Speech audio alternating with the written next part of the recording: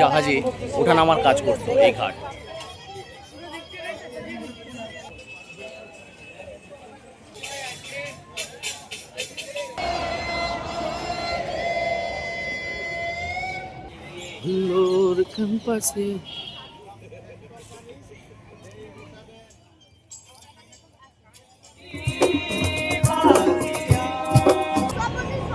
Hello বন্ধুরা, আবার চলে এসেছি একটা নতুন ভিডিও নিয়ে। জেমস প্রিন্সেপ ঘাট এবং আমাদের এখানে যে গঙ্গা আরতি হয় সেটা কিন্তু আপনাদের দর্শন করাবো। আপনারা ভিডিওটা সম্পূর্ণ দেখার অনুরোধ রইল। প্রিন্সেপ ঘাট হল কলকাতার হুগলি নদীর তীরে অবস্থিত একটি ঐতিহাসিক ও জনপ্রিয় স্থান এবং কলকাতার সবচেয়ে পুরনো দর্শনীয় স্থানগুলির মধ্যে একটি অন্যতম। ঘাটের মূল গ্রিকো গথিক স্থাপত্যটি 2001 সালের নভেম্বর মাসে পশ্চিমবঙ্গ সরকারের পূর্ত মন্ত্রক দ্বারা সংস্কার হয়েছে। উইকেন্ডে এখানে প্রচুর মানুষ ভিড় করেন। নদীর গা ঘেঁষে রয়েছে সব রকমারি খাবারের দোকান।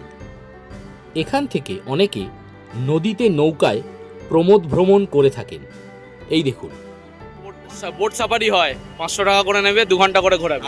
আধা ঘন্টা করে ঘোরাবে। এই দাদা বললেন 500 টাকা আধা ঘন্টা। তো আর কত সপ্তাহে কদিন করে হয়? ডেলি। ওকে। বাস, ট্রেন, বিভিন্ন ছোট গাড়ি অথবা পার্সোনাল গাড়ি নিয়েও কিন্তু আপনারা এই প্রিন্সেপ ঘাটে চলে আসতে পারেন। হাওড়া রেলওয়ে স্টেশন থেকে এই ঘাটের দূরত্ব মাত্র 7.5 কিলোমিটার এবং শিয়ালদা রেলওয়ে স্টেশন থেকে এর দূরত্ব মাত্র 5.6 কিলোমিটার। প্রচুর বাস আছে এই দুই স্টেশন থেকে এই সুন্দর ঘাটটিতে পৌঁছানোর জন্য।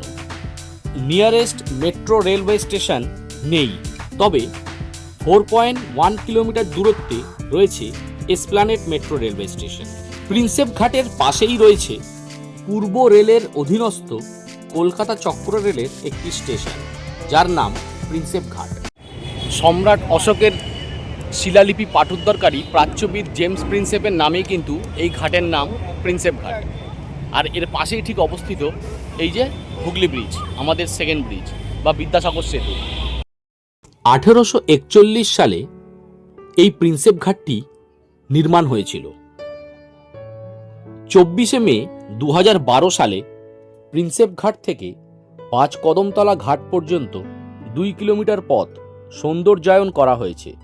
এই অংশে আলো, বাগান, প্রমোদ পথ, ফোয়ারা দিয়ে সাজানো হয়েছে এবং সাথে ঘাটগুলিরও সংস্করণ করা হয়েছে।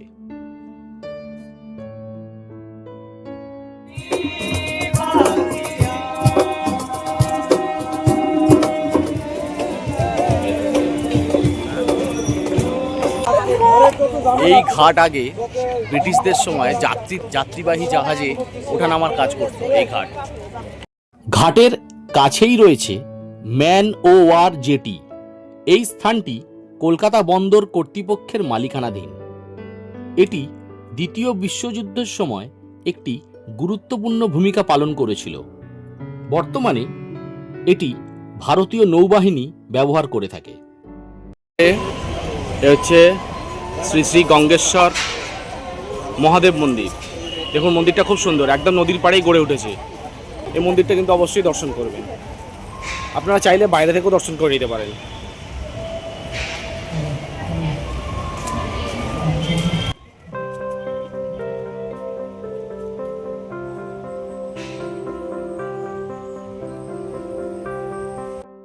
একদম বারাণসীর গঙ্গা আরতির অনুকরণে কলকাতার গঙ্গা আরতি বাবুঘাটের এই বাজকদমতলা ঘাটে প্রতিদিনই প্রায় অনুষ্ঠিত হয়ে থাকে।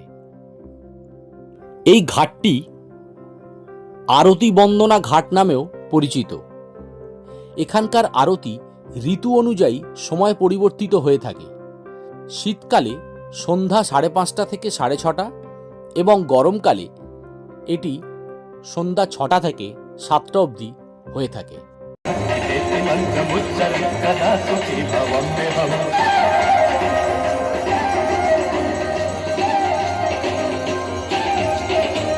इमं हि नित्यमेव मुक्तमुक्तमुक्तमस्तदं पठं स्मरन्तु पन्नड विशुद्धिमिति सन्ततम्